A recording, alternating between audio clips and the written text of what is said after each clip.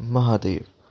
वैदिक काल और उस समय के ग्रंथों, विशेषकर वेदों में रुद्र की बहुत महत्ता बताई गई है। यजुर्वेद का रुद्र अध्याय तो पूर्णतः रुद्र देवता को समर्पित है। ऋग्वेद के अनुसार रुद्र केवल एक ही थे जो सर्वाधिक शक्तिशाली देवता थे।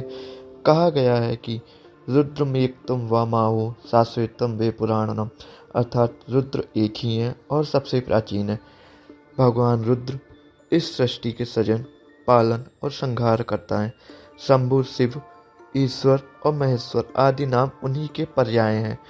श्रुति का कथन है कि एक ही रुद्र है जो सभी लोगों को अपनी शक्ति से संचालित करते हैं। वही सबके भीतर हैं, अंतर्यामी रूप से भी स्थित हैं। आध्यात्मिक, अधिभौतिक और आधिदैविक रूप से उनके 11 पृथक पृथक नाम श्रुति, पुराण आदि में प्राप्त होते हैं। विभिन्न पुराणों में इनके नाम तथा उत्पत्ति के भिन्न भिन्न कारण मिलते हैं। पुराणों में इनकी उत्पत्ति का कारण प्रजापति की सृष्टि रच पाने की असमर्थ था, पर उनके क्रोध और अश्व को बताया गया है। तो हम लोग जानते हैं शिव पुराण के अनुसार एकादश 11 रुद्रों के नाम। शिव पुराण में शतरुद्रीय संहिता के अंतर्गत एकादश रुद्रों को शिव के एक अवतार के रूप में वर्णन है। यहाँ कहा गया है कि कश्यप जी की तपस्या से प्रसन्न होकर भगवान शिव ने कश्यप जी की पत्नी सुरभि के गर्भ से 11 रुद्रों के रूप में जन्म लिया। ये एकादश रुद्र अंतरिक्ष लोक के देवता कहे गए। इनकी पत्नियों को रुद्राणी कहा जाता है। इनके स्थान भी निश्चित है। यहाँ दिए गए नाम पूर्वोक्त सभी सूचियों से कुछ भिन्न है। पहला कपाली, पिंगल, भीम, विरूपाक्ष, विलोहित, शास्ता, अजपाद, अहिर्बंधुन, शंभु, चंड, भव। ये 11 रुद्रों के जो नाम हैं ये शिव पुराण के अनुसार हैं। अब हम लोग जानते हैं शैव आगम में एकादश रुद्रों का नाम और उनकी क्या विशेषता है। तो उनके नाम क्या हैं? शंभु, पिनाकी, गिरीश, स्थाणु, भर्ग, सदाशिव, शिव, हर, सर्व, कपाली तथा भव बताए गए हैं।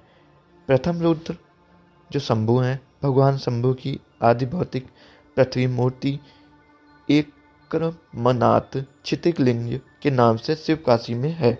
भगवती पार्वती ने शिव काशी में इस पार्थिव लिंग की प्रतिष्ठा करके शंभु रुद्र की तपस्या उपासना की थी। दूसरे रुद्र हैं पिनाकी। शैव आगम में दूसरे रुद्र का नाम पिनाकी है, जिनकी जल मूर्ति तमिलनाडु के त्रिचन्नापल्ली जिले में श्रीरंगम के पास स्थित है।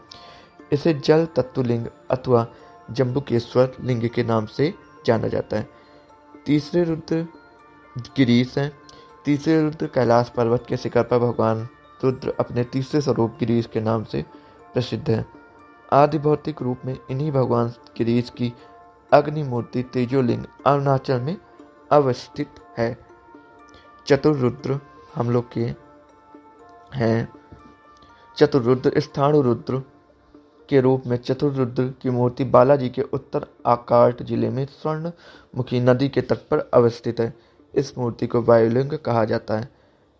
पांचवें लिंग भगवान भर्व को भय विनाशक कहा गया है। समुद्र मंथन के पश्चात हलाहल विष के निकलने पर सभी के कल्याण के लिए कालकूट विष का पान इन्होंने ही किया था।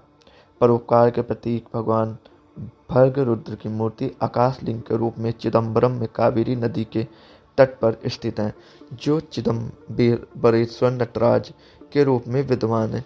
चिदम्बर का अर्थ है चिदाकाश, ज्ञान स्वरूप। भगवान रुद्र के छठे स्वरूप को सदाशिव कहा गया है।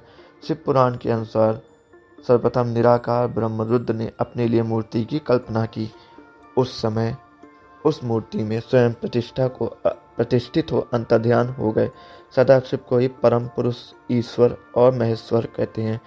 उन्होंने ही शिवलोक नामक क्षेत्र का निर्माण किया था, जिसे काशी कहते हैं।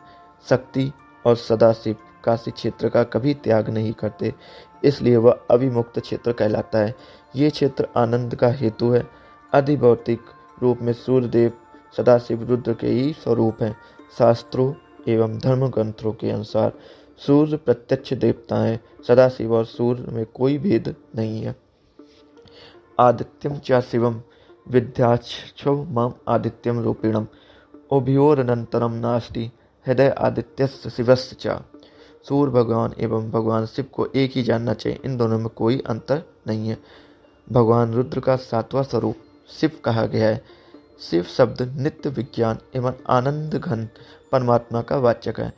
जिसको सब चाहते हैं उसका नाम शिव है। शिव शब्द का तात्पर्य अखंड आनंद हुआ। जहाँ आनंद है वहीं शांति है और परम आनंद को ही परम कल्याण कहते हैं।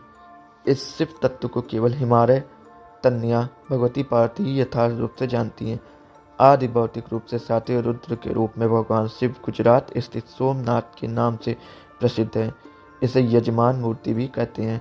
भगवान हर को सर्पभूषण कहा गया है, जिसका तात्पर्य है कि मंगल और अमंगल सब कुछ ईश्वर शरीर में है। इसका एक अभिप्राय ये भी है कि संहार कारक रुद्र में संहार सामग्री रहनी ही चाहिए। काल को अपने भूषण के रूप में धारण करने के बाद भी भगवान हर कालातीत हैं। आठवें हम लोग के जो रुद्र हैं, आठवें रुद्र हर की आदि भौतिक मूर्ति काठमांडू नेपाल में पशुपति नाम से प्रसिद्ध है। भगवान रुद्र के नौवें स्वरूप का नाम सर्व है। सर्वदेव में रथ पर सवार होकर त्रिपुर का संहार करने के कारण इन्हें सर्वरुद्र कहा जाता है। उन्होंने ही तारकासुर के पुत्रों का वध किया था। सर्वस्वरूप रुद्र को पवमान कहा गया है। इनका निवास स्थान आकाश में है।